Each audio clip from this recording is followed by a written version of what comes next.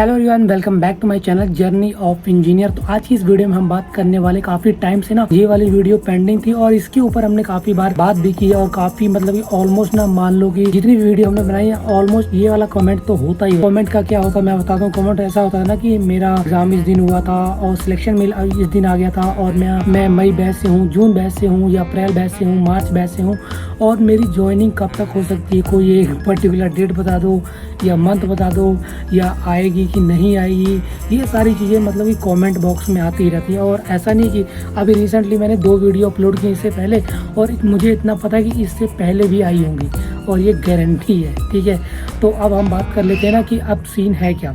तो देखो, अभी आपने बहुत सारी वीडियोस वगैरह देखी होंगी। हर एक कंपनी किसी ना किसी तरह से क्या बोलते हैं वो कर रही है। हर एक कंपनी, चाहे हम एसेंचर देख लें, अभी रिसेंटली कोग्निजेंट का आया, उससे पहले विप्रो का आया। ठीक है, और उसके बाद एक और 4-5 कंपनियों ने करंटली क्या बोलते हैं वो कर दिया, एम्प्लॉय को टर्मिनेट। और ऐसा नहीं है कि कारण क्या है ना, कारण आपको पता है रिसेशन चल रहा है, थोड़ा सा प्रोजेक्ट को लेके ना सीन है। काफ़ी कंपनियों के पास प्रोजेक्ट बड़े लिमिटेड होते हैं। जैसे कि अगर मान लो उनके पास 2000 कैंडिडेट्स की रिक्वायरमेंट होती है और काफ़ी बड़े मार्जिन में ये लोग अगर हायर कर लेते हैं तो सबको तो एकदम से ना प्रोजेक्ट में इनरोल नहीं कर देंगे।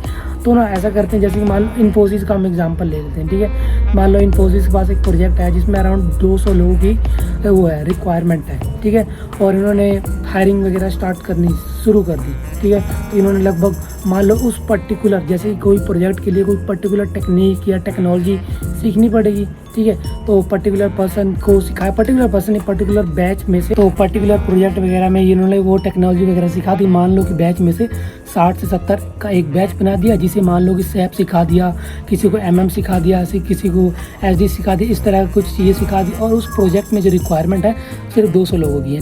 ठीक है, मान लो और पूरे टोटल थे 1000 और अगर वहाँ पे चेंज करके मान लो कि वो सब आ गए 500। अब 500 लोग तो आ गए, बस रिक्वायरमेंट 200 ही है। तो अब क्या होता है, तो कुछ लोग कुछ ऐसा होता है कि वो बोलते हैं सर्टिफिकेशन कर लो।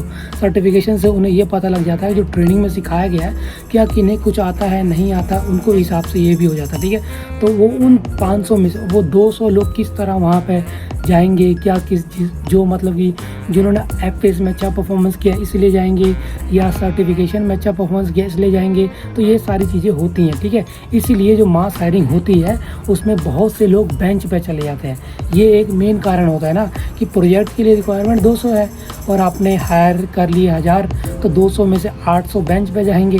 तो ये होता है, इसीलिए ना बहुत सी कंपनियां जो करती हैं या तो ऑन बोर्डिंग डिले करती हैं या तो अंत में हार के, क्योंकि सैलरी तो उन्हें पे ही करनी पड़ती है ना, तो लास्ट में हार के वो लोग टर्मिनेशन वाला एक ऑप्शन सिलेक्ट करते हैं। क्या बोलते हैं ना कि प्रोजेक्ट की कट ऑफ वगैरह, कट ऑफ मतलब कि मान लो जो 1000 लोग इन्होंने सिलेक्ट हायर किए हुए हैं, सैलरी तो देनी पड़ेगी, तो किसी ना किसी बहाने, चाहे एलिजिबिलिटी क्राइटेरिया, चाहे मान लो जो FA होते वो वाला वो पकड़ के कुछ ना कुछ करके ये लोग टर्मिनेट करते हैं। ठीक है, इस तरह ये होता है कारण टर्मिनेशन का। और दूसरा बात है कि जो लोग अभी तक वेट कर रहे हैं ऑन बोर्डिंग, तो देखो मान लो कि ना लिमिटेड प्रोजेक्ट है। ठीक है, तो यही मेन कारण है आपका कि ऑन बोर्डिंग डिले होने की। ठीक है, और अब मेन मुद्दे की बात पे ये आते हैं कि आपको वेट करना है और कंपनी में अप्लाई करना है, क्या करना है। ठीक है, सबसे पहला ये ऑप्शन नहीं है कि ये आपका कॉल है, आपको वेट करना है कि आपने आगे मूव इन करना है। ठीक है, इसमें ये होगा ना कि जैसे कि मान लो कि आपने मूव इन कर लिया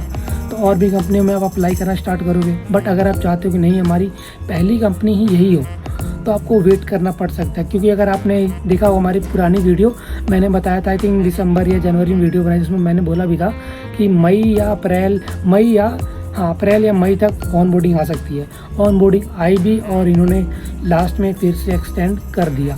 ठीक है, और डेट ना मंथ कुछ भी ऐसा मेंशन नहीं है। अगर आप ये सोचो कि हाँ यार हम थोड़ा और वेट कर रहे थे, क्योंकि मई तो चल ही रहा है, मई के लगभग 8 दिन निकल चुके हैं। ठीक है, और मान लो मई के एंड में अगर आपको ऑन बोर्डिंग आती है तो 1 महीने बाद की आपकी ज्वाइनिंग होती है, क्योंकि 4 से 5 हफ्ते का ये गैप आपको देते हैं। ठीक है, तो ये सीन हो सकता है। अगर मान लो वो ज्वाइनिंग होने के बाद जस्ट आपकी ज्वाइनिंग होने वाली हो फिर से एक्सटेंशन का वो आ जाए, तो अगर मान लो अगर आप मार्च वाले हो ठीक है। तो ऑलमोस्ट आपके लिए 1.5 साल हो जाएगा वेट करते करते, और ज्वाइनिंग तब भी नहीं हुई है। इसीलिए मैंने स्टार्ट में बोला था ना, आई थिंक 2022 सितंबर अक्टूबर में भी, कि और कंपनी में अप्लाई करना स्टार्ट कर दो, क्योंकि आपके लिए ही एडवांटेज है। ऐसा नहीं है, क्योंकि मैंने तो आपको सारी चीज़ें बताई दी, प्रोजेक्ट लिमिटेड हैं, ठीक है, और बहुत सारी हायरिंग कर रही है, तो ये लोग हायरिंग पहले उन्होंने कर रखी है तो डिले करेंगे, ठीक है। जिनकी ऑन बोर्डिंग हो गई है वो ऑलरेडी बेंच पर हैं, ठीक है। जो लोग पहले से बेंच पर हैं तो ये लोग पहले उन्हें प्रोजेक्ट दिलवाएंगे, फिर उसके बाद वालों में, ठीक है। ऐसा ऐसा सीन चलेगा 1 बाय 1। तो आपकी बारी पता नहीं कब आएगी, कितना एक्सटेंशन होगा, ठीक है। तो ये सारी चीज़ें दिमाग में रखा करो, ठीक है। और बात रही टर्मिनेशन वगैरह, ये तो देखो उनके ऊपर है, कब करेंगे, कैसे करेंगे, क्या वो पर्टिकुलर रीज़न देंगे। और यही तो आपके पास यही ऑप्शन है, या तो मूव इन करो या तो वेट करो, ठीक है। ये आपका कॉल होना चाहिए। ये तो मैं बस बोल सकता हूँ, क्योंकि मैंने आपको बता दी सिनेरियो यही है। अगर आप मान लो कंपनी के पास अच्छे खासे प्रोजेक्ट होते ना, तो ऑन बोर्डिंग जो डिले हो रही थी 6 महीने से, अभी तक सभी की हो चुकी होती। तो और रिसेशन चल ही रहा है, ठीक है, समझ सकते हो। बाकी हमने आपको बता भी दिया, रीज़न बता दिया, और हो सकती है कि नहीं हो सकती है, अगर होगी तो कब होगी, होने के बाद भी क्या हो सकता है, ये सारे हमने सिनेरियो आपको बता दिए। अब आपके ऊपर है क्या करना है, ठीक है। तो बस आज की वीडियो में इतना ही, मिलते हैं आपको नेक्स्ट वीडियो में नए टॉपिक के साथ। Thank you so much for watching, have a nice day, bye bye.